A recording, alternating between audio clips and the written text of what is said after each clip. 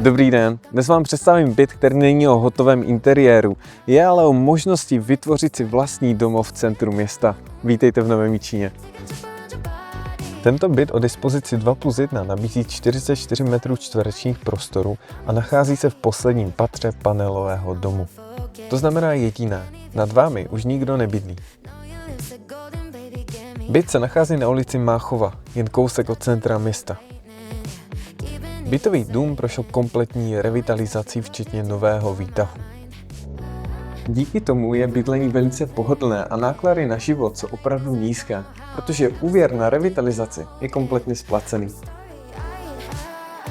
Samotný byt je aktuálně před rekonstrukcí a právě v tom je jeho největší potenciál. Můžete začít s čistým prostorem a vytvořit si interiér přesně tak, jak budete chtít.